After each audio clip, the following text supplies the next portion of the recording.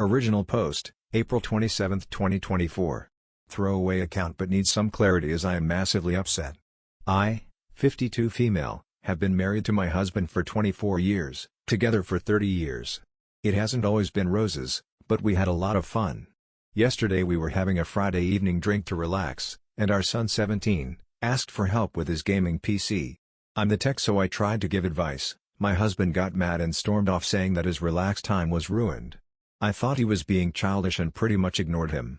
This evening, he told me that in a previous relationship, his partner had a miscarriage, and in the investigation, they found he was infertile and so she had been cheating. This is news to me. Yeah, we had been together 12 years before I conceived. I have never cheated on him. I always thought the problem had been mine. He says that our son is not his and he wants a DNA test. I agreed because I never cheated on him ever.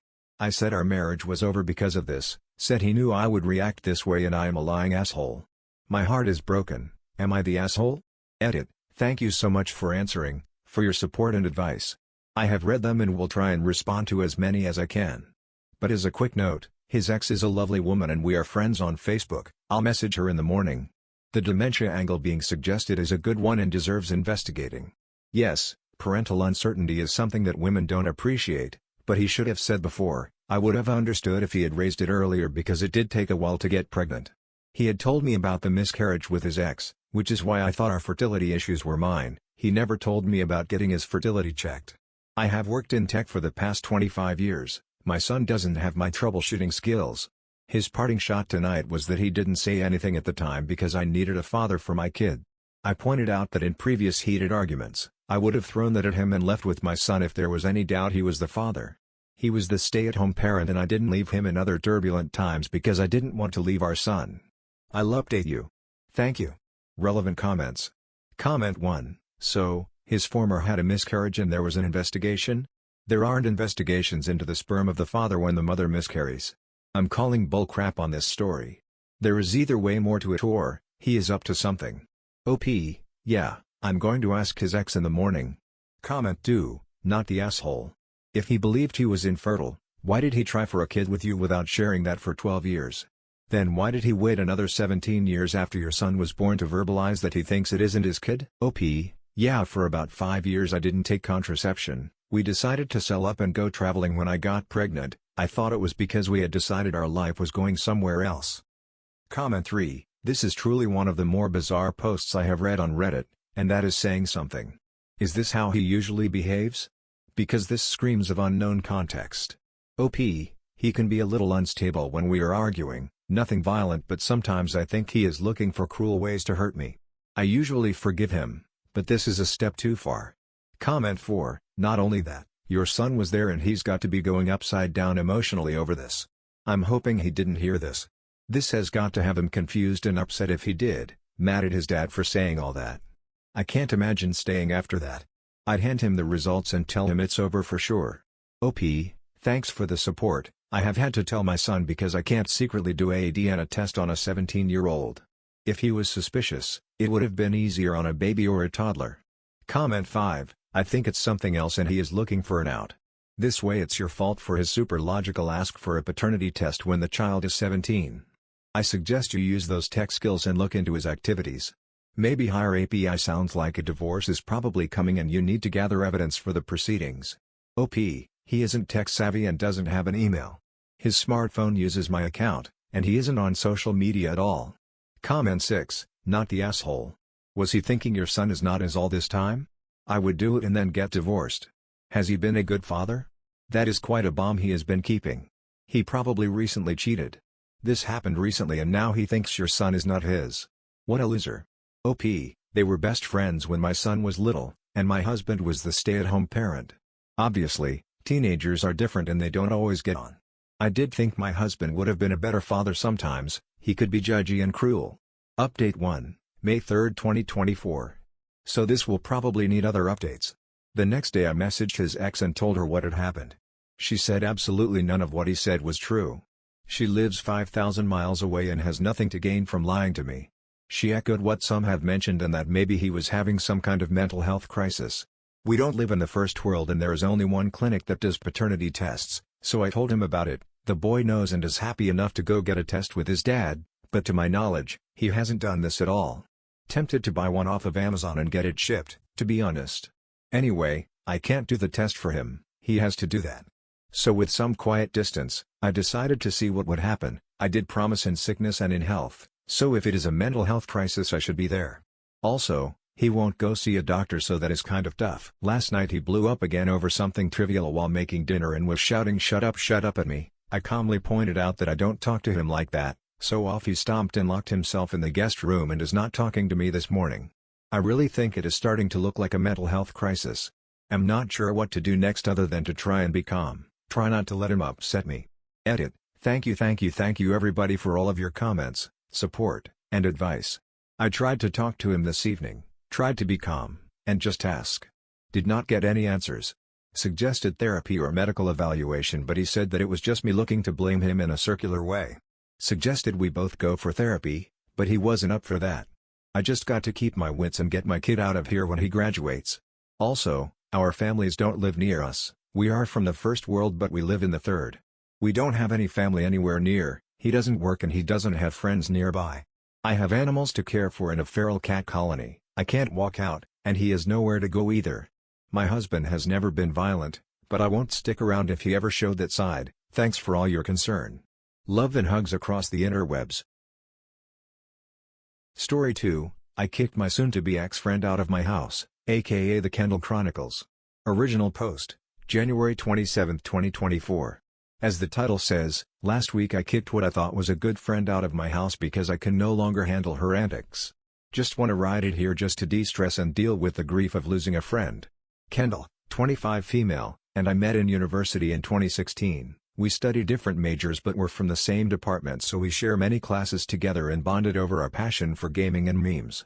Upon graduation, Kendall moved back to her hometown due to COVID and found a job there. We kept in touch online through Instagram. About 3 years later, Kendall told me she found a better paying job in the city, so she's planning to move out from her parents' place. When I asked her about her plans for her accommodations, she replied with, "That's the thing, I was going to ask if you have an extra bedroom that I could move into." For context, I have inherited an apartment from my late grandfather, which is a nice 3-bedroom 2-bath near the city center last year January, and I currently live alone there since it is closer to my workplace and it has all the convenience of public transport. After some thinking, I thought that there's no harm in living with Kendall since I considered us as close friends. We discussed the terms and the rent. A week later Kendall moved into my apartment. It was great at first. My home felt more lively than usual and the thought of going home to a close friend warmed my heart and gave me a sense of security. Things were okay for a while and then it goes downhill super quick. Kendall started complaining about many things at home, about her work, her savings, and how she feels homesick. At first, I was very accommodating, thinking maybe she just needed time to get used to the city life. I offered as much help as I can. Even to the point of if she's low on money I don't mind voiding a month's rent if it meant I could help her to achieve financial stability. I taught her how I save money, how I live off with my then low salary with several commitments like my car, my dog, and a student loan. I grew up where my parents expected me to be independent, so I told her things I'd do when I'm low on cash, how to get freelance jobs, etc. But she always seems to have excuses for every suggestion I have. Finding a freelance job is too hard, or how she couldn't let go of her premium junk food, that she isn't willing to cook or meal prep, and I eventually decided to leave it as it is. And after 2 months of living together, I realized Kendall started treating me as some kind of competition. She would constantly ask me things like how much money I make a month, how many job hoppings did that take. Anything that she thinks she's better than me, she'll definitely pop that question. She boasts about how she is loyal to her crappy paying company, and how I would never be able to move up the corporate ladder as she called me an industry frog. She once snooped on my savings balance and asked how did I have so much saved up with commitments etc. Mind you, she didn't have a lot of commitments since her parents paid off her student loans and fully paid off a brand new car for her. And maybe I should stop collecting rent from her. I got mad, and told her if she isn't happy living with me maybe she should move out. Cue crocodile tears as she said it was a joke. I didn't have to take her seriously. She begged for forgiveness and promised to never snoop on my personal items and details again. I let it go once, but she kept bringing things up like, well, you have the cash and a credit card, every time I told her I'd rather stay home because I no longer have the budget to go out and have fun. Comments like these became more frequent when I got a new job 6 months ago. On top of that, she doesn't clean up after herself, Tried to flirt with my boyfriend, and at times parked in my parking space when our initial agreement was that she has to find her own parking space if she's moving in with her own car because my apartment only has one parking lot per unit.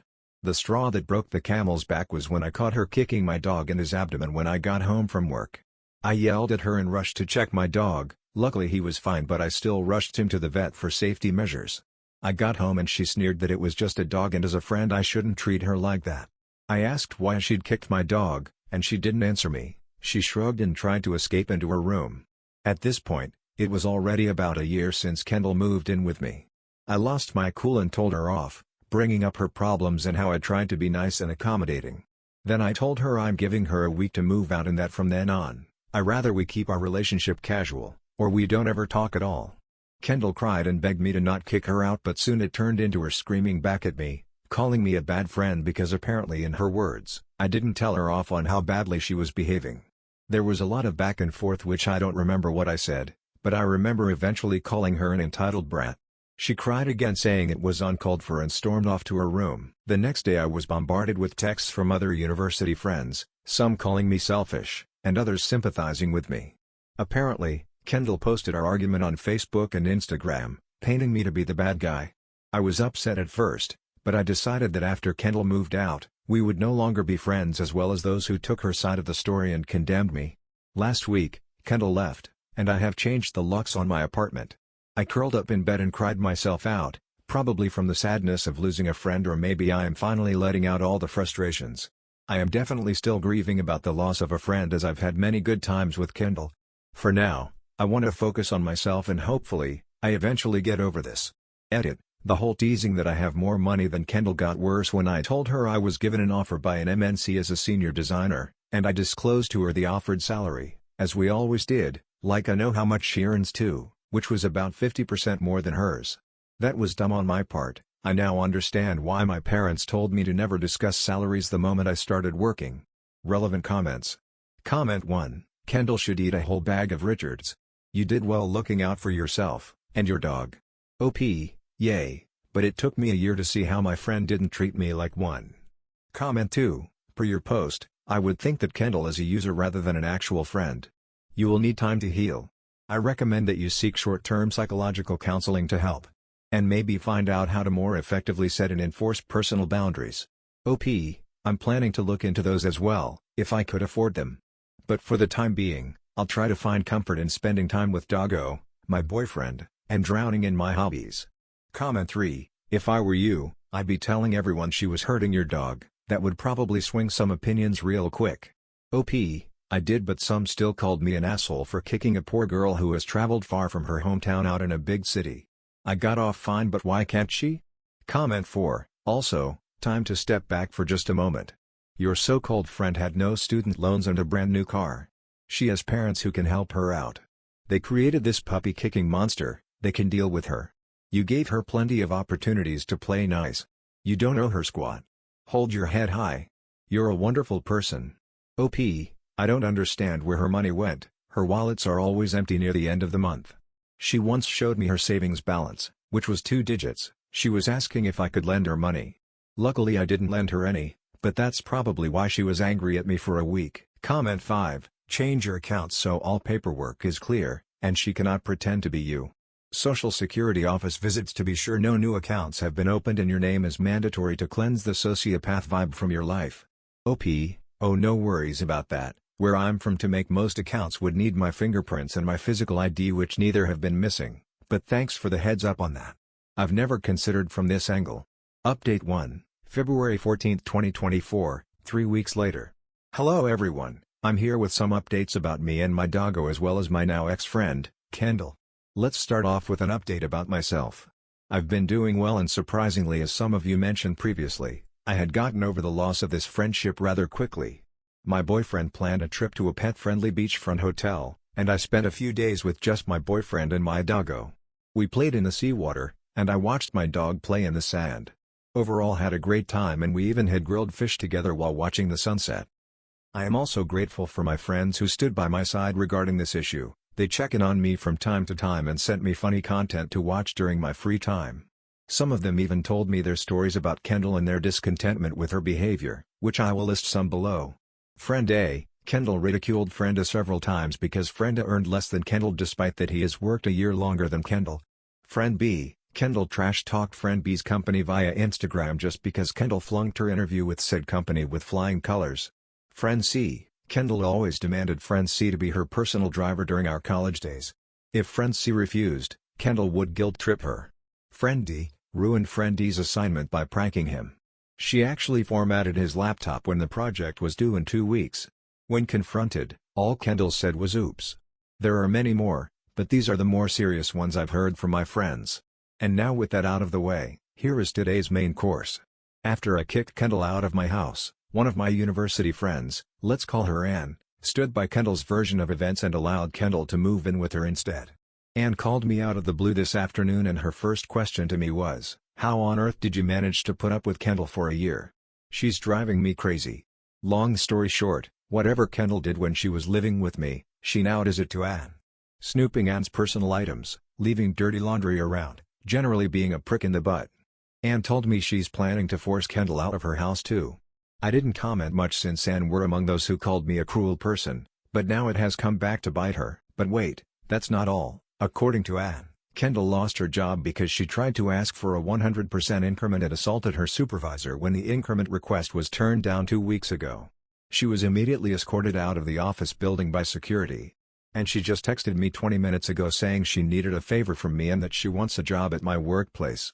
I replied stating there isn't any vacancy. To be honest, even if there is I wouldn't hire her. So yeah, I hope this is the last time I will hear from Kendall and I'll only update if somehow, something interesting happened that involves Kendall. Relevant comments. Comment 1, Anne told me she's planning to force Kendall out of her house too. How in the ever-loving world did you not reply, wouldn't that be cruel though? OP, I went with the sarcastic tone of, oh wow really? What happened? Comment 2, bet Kendall applies to the company and uses OP as a reference anyway. OP, regarding this, I have no worries about it since HR has to wait for me to filter through candidates for my department before sending out an email invite for job interviews. I'll make sure to shred Kendall's if I see hers. Comment 3, I can imagine her turning up on your doorstep wanting a place to stay. Do you have a camera doorbell?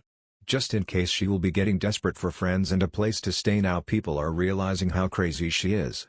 OP, I have set up a new doorbell cam. I live in an apartment and there's plenty of cameras in the lift and corridor. Plus, I wouldn't be that afraid of her appearing at my doorstep since the security would call me to verify if I have visitors. A simple no would render her plans useless. Comment 4, shouldn't she have been arrested for the assault? OP, maybe her employer didn't press charges? I don't know. Update 2, May 5, 2024, 3 months from OG post. Hello everyone, it's been about 2 months since I kicked my now ex-friend, Kendall out of my home. For those who have read my story before, just wanted to let you guys know Doggo and I are well fed and happy. If you guys remember last time, Anne, one of my friends who sided with Kendall, told me about all the horrible things that has happened while having Kendall as a roommate. Oh boy, Anne had to call the cops to evict Kendall. I happened to meet Anne at a pet-friendly cafe to enjoy a good book yesterday while my doggo gets to enjoy playing at the doggy daycare kind of area. I did wonder if it was intentional on her side since all my friends know I love this cafe in particular. Anne greeted me and asked if she could sit and have a chat with me. We started out with some small talk but the moment she brought up about her evicting Kendall, I just sat there and listened. I gave Anne a smile and prodded her lightly with the comment I borrowed from the previous comment on Reddit, "Oh, so you're going to really kick her out then?" I remember someone last told me it was cruel to kick a friend out of their home. And stuttered for a while before saying how I should have made a post to counter Kendall's social media claims about me. I simply told her I neither have the energy to do so nor do I have the need to.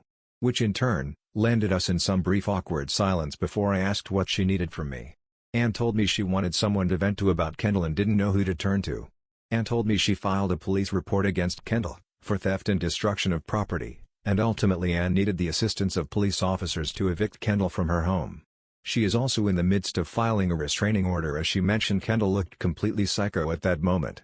Unlike me, Anne lives in landed property, so I guess she'd be a lot more worried about Kendall coming back to find her. Kendall apparently stole Anne's debit card and spent a whopping $2,000 in total.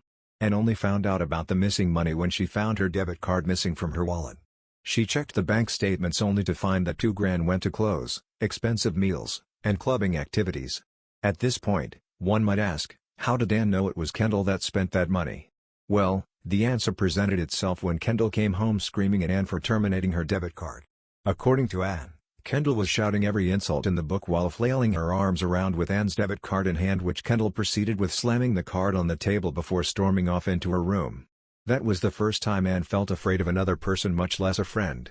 Since then, Kendall made Anne's life hell on earth.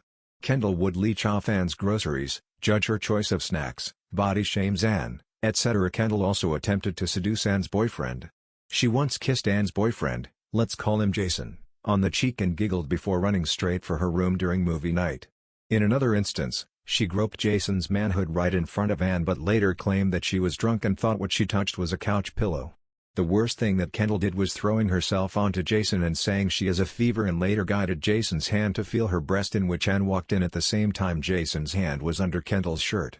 These incidents have since caused a strain between the three, and Jason felt awkward to the point where he told Anne he would stop visiting her house unless Kendall moved out. Anne cried for a bit when she reached this part. Anne then told Kendall to move out, and gave her a week to do so. Kendall then cried and ran out of the house only to come back later in the evening to lock herself in her room. Anne presumed that Kendall was packing her stuff and she decided to ignore Kendall for the time being. The next morning Anne woke up to the sound of some grunts and broken ceramics. She rushed out to her yard to see an unhinged Kendall swinging a rod against everything she could hit, a tree, flower pots, even the grass on the ground. This led Anne to immediately lock her doors and call the police, fearing for her own safety. The police arrived and handled the situation swiftly, and they took Kendall away. There was still a lot of screaming and shouting. Anne said she's not sure if Kendall is being locked up or has anyone who would have posted bail for her.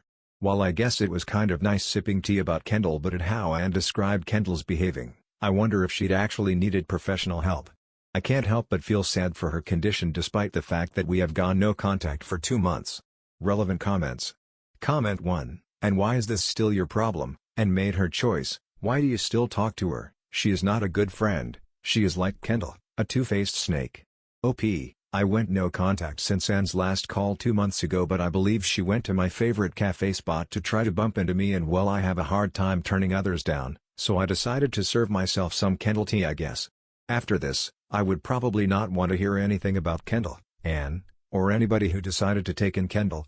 Comment 2, what about Anne's boyfriend? He's not naive to the point of having his hand led under shirt.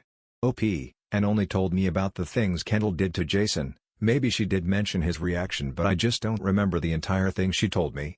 The gist of it is that these interactions had affected their relationship. She didn't further elaborate, I didn't probe. Comment 3, while these stories are interesting to read, I wonder how true they actually are. If her parents were so wealthy and paid for her education and car, then at what point has anyone called them and informed them of her behavior? I'm not buying it. OP, I never had her parents' contact, so it didn't really cross my mind to call her parents. While it is hard to believe, it is true. Some of us had long severed ties with Kendall since her incident with me. Kendall also didn't say much about her parents. For all I know was that she moved out of her parents' place because she wanted a better paying job. I don't know the whole story, but how the heck does someone get forced to put their hand under someone's shirt and not do something to stop it? Like getting your hand moved a couple of inches and not reacting is one thing. But letting your hand under someone's shirt then all the way up? How do you not react in that time? Anyway, that's it for this video. I hope you enjoyed. Thank you for watching, and I will see you in the next one.